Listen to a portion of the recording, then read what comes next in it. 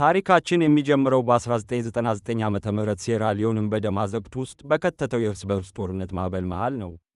ሰለሞን ቫንዲ የተባለ አንድ ተራ ዓሣ አጥማጅ ልጁ እንዲያን ትምህርት ቤት እንዲሄድ ሲቀሰቅሰው ሰላማዊ ሕይወታቸውን እናያለን። ሰለሞን በሜንድ ከተማ የሚኖር ሲሆን ሚስትና 3 ልጆች አሉት። አንድ ቀን ከትምህርት ቤት ሲመለሱ ሰላማዊ ሕይወታቸው በአርዩኤፍ ዓመፀኞች ወረራ ይናጋል። ሰለሞን ዲያን በፍጥነት ይደብቃልና ቤተሰቡን ለማዳን ይሞክራል። እሱም ይያዛል፣ ቤተሰቡ ግን ማምለጥ ችሏል። በአረመኔያዊ ድርጊታቸው የሚታወቁት ዓመፀኞች ሰዎች ምርጫ ላይ እንዳይሳተፉ ለማስፈራራት እጆቻቸውን ይቆርጣሉ። ጠንካራ የሆኑ መንደርተኞች ሰለሞንን ጨምሮ በአልማዝ ማዕድን ማውጫዎች ውስጥ እንዲሰሩም ይገደዳሉ። እነዚህ አልማዞች ብዙውን ጊዜ የደም አልማዞች ተብለው የሚጠሩት ዓመፀኞች ጦርነታቸውን ለመደገፍ ስለሚጠቀሙባቸው ነው። አንዳንዴም በቀጥታ በጦር መሳሪያዎች ይቀይሩታል። ይህ በእንዲህ እንዳለ በደቡብ አፍሪካ እንደ ሚስተር ቫንዲ ኮፕ እና ሚስተር ሲመንስ ያሉ ቁልፍ የሥራ ኃላፊዎች እነዚህን ጦርነቶች የሚያባብሱ የአልማዝ ማስመጣት እገዳዎችን ለመጣል ስትራቴጂዎችን ይወያያሉ። ሰለሞን በክፉ ካፒቴን ፖይዝን ቁጥጥር ስር እየሠራ ሳለ ልዩ የሆነ ሮዝ አልማዝ ያገኛል። የመንግሥት ኃይሎች ጥቃት ከመሰንዘራቸው በፊት ሊደብቀውም ቻለ። ካፒቴን ፖይዝንም ይህንን ያያል። ነገር ግን እርምጃ ከመውሰዱ በፊት ሁለቱም ወደ ፍሪታውን እስረኞች ሆነው ተያዙ። በተመሳሳይ እስር ቤት ውስጥ ዳኒ አርቸር የተባለ የቀድሞ የሮዴዥያ ወታደር አሁን ዚምባብዌ ይገኛል። እሱ አልማዝ ወደ ላይቤሪያ በማስገባት ወንጀል ተይዞም ነበር። እነዚያም አልማዞችም ተወርሰዋል። አርቸር ከአልማዝ ኩባንያ ሥራ አስፈጻሚዎች ጋር ግንኙነት ያለው ኮሎኔል ኮዚያ ለተባለ የደቡብ አፍሪካ ቅጥረኛ ይሠራ ነበር። አርቸር ለጠፉት አልማዞች ለኮዚያ ለመክፈል ይገደዳል። በዛም ሰዓት ካፒቴን ፖይዝን ስለ ሮዝ አልማዝ ሲያወራ በመስማቱ ሐሳብ ያመነጫል። ከእስር ቤት ከተፈታ በኋላ በፓይለት ጓደኛው ናቢል እርዳታ አርቸር የአልማዝ ኩባንያ ከእሱ ጋር ያላቸውን ግንኙነት መካዳቸውን ያውቃል። የተደበቀውን ሮዝ አልማዝ የማግኘት ዕቅድም ያወጣል። ይህም ከችግር ለመውጣት መፍትሄው ሊሆን እንደሚችል ያስባል። በጥርሱ ውስጥ የደበቀውን አልማዝ በመሸጥ የተወሰነ ገንዘብም ያገኛል። ከአገር ውስጥ ባርቴንደርም ሽጉጥ ለመግዛት ይሞክራል። ይህም ለቀጣዩ ታሪክ መጀመሪያ ይሆናል። አርቸር ማቲ ቦጫወን የምትባል አሜሪካዊ ጋዜጠኛ ጋር ይተዋወቃል። ማቲ ቫንዴ ኮፕ ዓመፀኞችን አልማዝ በመግዛት እንደሚደግፉም ትጠራጠራለች። አርቸር የአልማዝ አዘዋዋሪ መሆኑንም አውቃ ለምርመራዋ የውስጥ መረጃ እንዲሰጣት ልታሳምነው ትሞክራለች። ሆኖም አርቸር ጥያቄዋን አይቀበልም። ይህ በእንዲህ እንዳለ የሰለሞን ልጅ ዲያ በዓመፀኞች እጅ ይወድቃል። ወደ ሰራዊታቸው እንዲቀላቀልም ያስገድዱታል፣ ያደነዙታል፣ እናም አእምሮውን በመጥፎ ነገር ይሞሉታል። አንድ ጊዜ ንጹሕ የነበረው ልጅ አሁን ነፃ በሆነው ካፒቴን ፖይዝን ተጽዕኖ ስር ጨካኝ ወታደር ይሆናል። ከተለቀቀ በኋላ ሰለሞን ናቢል የሰጠውን ገንዘብ ይዞ በስደተኞች ካምፕስ ቤተሰቡን ይፈልጋል። በሚያሳዝን ሁኔታ ማንንም ፈልጎ አያገኝም። በሌላ በኩል ደግሞ አርቸር ኮሎኔል ኮዚያን ለማግኘት ወደ ኬፕታውን ይበራል። ኮዚያ የተወሳሰበ ዕቅዱንም ይገልጻል። ለዓመፀኞች የጦር መሳሪያም ይሸጣልና ከዚያም የመንግሥት ኃይሎች እነዚያን ዓመፀኞች እንዲያጠቁ ይቀጥራሉ። ይህም የማዕድን ማውጫ መብቶችን ያገኛል ማለት ነው። ለተወረሱት ዕንቁዎች ካሳ እንዲሆንም ሮዝ አልማዙን ከአርቸር ይጠብቃል። ወደ ሲየራ ሊዮን ሲመለስ አርቸር ከአልማዙ ጋር የተያያዘ መረጃ ከሰለሞን ለማግኘት ይሞክራል። ሰለሞን ግን ምንም እንደማያውቅ ይክዳል። የአርቸር በተደጋጋሚ ከማዲ ጋር መገናኘቱ ሁለቱንም ወደ ውዝግብ ያመጣቸዋል። ሆኖም ማዲ ከቫንዴ ኮፕ ምንም መረጃ ማግኘት አልቻለችም። በፍሪታውን ያለው ሁኔታ የአርዩኤፍ ጥቃቶችን እያባባሰ ይሄዳል። በሁከቱ መካከል አርቸር ለሰለሞን ስምምነት ያቀርብለታል። ቤተሰቡን እንዲያገኝ ከረዳው በምላሹ አልማዙን ይሰጠዋል። ይበልጥ ከመነጋገራቸው በፊት ራሳቸውን ባልተጠበቀ የዓመፀኛ ጥቃት መሃል ያገኛሉ። ዓመፀኞች እስከሚያዙ ድረስ መደበቅ ችለዋል። ከዚያም ዓመፀኞችን በማታለል በድልድይ በኩል ያልፋሉ። በመንግሥት ቁጥጥር ስር ባለው ሉንጊ ከደረሱ በኋላ አርቸር ማዲን ያገኛል። ወሳኝ ፍንጭም ያካፍላል። እሱም የታይራ አልማዞች የሚባል ኩባንያ የተዘረፉ አልማዞችን ወደ ላይቤሪያ የሚያስተላልፍ ሚስጥራዊ መስመር ነው ይላታል። ምንም እንኳን ከቫንዴ ኮፕ ጋር የተገናኘ ባይመስልም አርቸር በድብቅ የታይራ አልማዞችን ባለቤትነት እንዳላቸው ይነግራታል። ይህንን ለማጋለጥ ማዲን ለመርዳት ሐሳብ ያቀርባል። ነገር ግን ማዲ ሰለሞን የተባበሩት መንግሥታት ድርጅት ትስስሮችን በመጠቀም ቤተሰቡን እንዲያገኝ ከረዳችሁ ብቻ እንደሆነም ይነግራታል። ማዲ የሰለሞንን ቤተሰብ በአንድ ጊኒ የስደተኞች ካምፑስ ማግኘትም ቻለች። ካምፑስ ሲደርሱ ሰለሞንና ቤተሰቡ በሚነካ ሁኔታ ተገናኙ። ሆኖም ሰለሞን የዲያን አለመኖር ወዲያውኑ አስተዋለ። ከዛም ሚስቱ አሳዛኙን ሁኔታ ነገረችው፣ እሱም ልጃቸው በአመፀኞች መወሰዱን። ከዛም ተበሳጭቶ ሰለሞን ቤተሰቡ እንዲለቀቅ ይጠይቃል። ነገር ግን ተቃውሞ ይገጥመዋል። ባለሥልጣናት በስደተኞቹ መካከል የተደበቁ አመፀኞች ሊኖሩ እንደሚችሉ ይፈራሉና መልቀቅ የሚቻለው የተኩስ አቁም ከተደረገ በኋላ ብቻም ነበር። ማዲ አርቸር ሰለሞንን ተጠቅሞ ውድ የሆነውን አልማዝ ለማግኘትና ከአፍሪካ ለመውጣት መፈለጉን ብዙም ሳይቆይ ትረዳለች።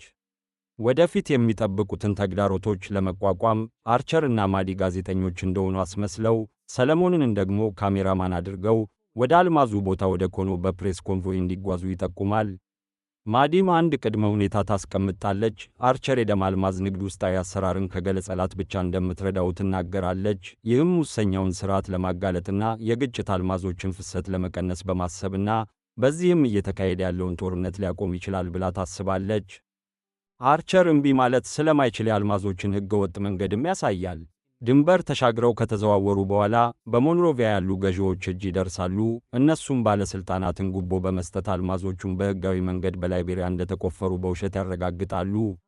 ከዛም አንቶሪፕ ከደረሱ በኋላ ያለ ምርመራ ይደረደራሉ። ወደ ህንድ ሲደርሱ ከንጹሕ አልማዞች ጋር ተቀላቅለው የማይለዩ ይሆናሉ። በለንደን ሲመንስና ኢቫንዴ ኮፕ ኩባንያ እነዚህን አልማዞችም ይገዛሉ። አብዛኞቹም በአንድ ማከማቻ ውስጥ አስቀምጠው አቅርቦትንና ዋጋን በሰው ሰራሽ መንገድ ይቆጣጠራሉ። አልማዞችን ብርቅዬ እንደሆኑ በማስተዋወቅና ከፍተኛ አቅርቦትን በመደበቅ እየተካሄደ ያለውን ግጭት በተዘዋዋሪ መንገድም ያበረታታሉ። አርቸር ለማዲ ቁልፍ ማስረጃም ይሰጣታል።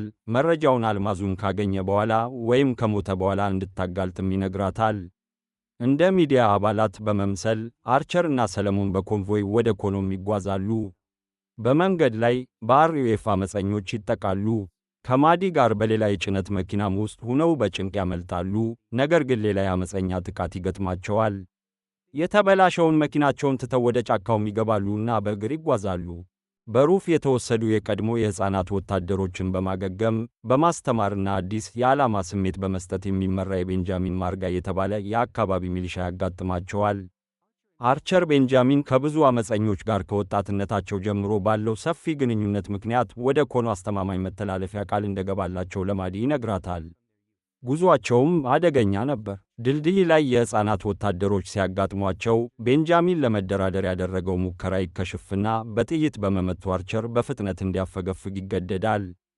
በመጨረሻ በኮሎኔል ኮዚያ የሚመሩ የደቡብ አፍሪካ ቅጥረኞች ወደሚሰሩበት በኮኖ ወደሚገኘው አውሮፕላን ማረፊያ ይደርሳሉ። ቤንጃሚን አስቸኳይ የሕክምና እርዳታ ስለሚያስፈልገው ሲየራ ሊዮንን ለመቆጣጠር ስለሚደረገው ወታደራዊ ዘመቻ ይማራሉ። እንደ ማዘናጊያ አርቸር ለማዲ መጽሐፍ ሰጥቶት በአቅራቢያው ካለው መጋዘን ውስጥ ምግብና የጦር መሳሪያ በድብቅ እንዲሰርቅ አንድ መኮንንን እንድታነጋግር ይነግራታል። ከዛም ተሰናብተው ማዲ አርቸርን ስልኳን ሰጥታው እንደሚደውልላት ተስፋ ታደርጋለች። ማዲ ተጓዦች ወደሚሄዱበት አውሮፕላን ስትገባ ሁለቱ ወንዶች አርቸርና ሰለሞን ከካምፑ ይወጣሉ። በጨለማ ውስጥ አንድ አጠራጣሪ የጭነት መኪና ሲቀርብ ሰለሞን ልጁ ዲያ በወጣት ተዋጊዎች መካከል እንዳለ በማሰብ ይጮኻል። አመፀኞችም ያሳድዷቸዋል፣ ግን ከቅጠሎች ስር ተደብቀው ያመልጣሉ። ጠዋት ላይ አርቸር ለሰለሞንን የበለጠ ጥንቃቄ እንዲያደርግ ይነግረዋል። አንድ መንደር ሲደርሱ በወጣት ተዋጊዎች የተሞላ ሆኖ ያገኙታል። ሰለሞን በድፍረት መግባት ይፈልጋል፣ ግን አርቸር ተረጋግተው መቅረብ እንዳለባቸው ይነግረዋል። ከዛ መዲያን ይፈልጉታል፣ ነገር ግን ማግኘት አልቻሉምና ይቀጥላሉ። ሰለሞን ስለ ሰላም ሕልሙና ስለ ዲያ የወደፊት ዕጣ ፈንታም ይናገራል። ከከባድ ጉዞ በኋላ ሰለሞን ውድ የሆነ አልማዝ የደበቀበት ወደ የማዕድን ማውጫ ካምፕ ይደርሳሉ። ከዛም አርቸር ኮሎኔል ኮዚያን ቦታውን እንዲደበድብም ይነግረዋል። ሰለሞን ጥቃቱ ከመድረሱ በፊት ዲያን ለማግኘትም ሰርጎ ይገባል። ዲያንም ያገኘዋል፣ ግን ልጁ በአመፀኞች የአእምሮ መታጠብ ምክንያት አላወቀውም። ካፒቴን ፖይዝንም ሰለሞንን ይዘዋል። ትርምስ ሲፈጠር የአየር ጥቃቶች ብዙ አመፀኞችንና ማዕድን አውጪዎችን ይገድላሉ። የተበሳጨው ሰለሞንም ፖይዝንን አጥቅቶ ይገድለዋል። ከዛም አርቸር ዲያን አግኝቶ ይደብቀዋል። በኋላ ኮሎኔል ኮዚያ አልማዙን ከሰለሞን እንዲያገኝ አርቸርን ይገፋፋል። አርቸርም ለሰለሞን የኮዚያን ዓላማ ያሳውቀዋል። ዲያን እንደ መደራደሪያ በመጠቀም ሰለሞን ዕንቁን እንዲያገኝም ያስገድዱታል። ሰለሞንም ያታልላቸዋልና ኮዚያን ይጋፈጣል። ውጊያም ይጀመራል። አርቸር ኮዚያንና ሰዎቹንም ያሸንፋል፣ ነገር ግን እሱ ይጎዳል። ሰለሞን ትክክለኛውን ቦታም አግኝቶ አልማዙን ያወጣል።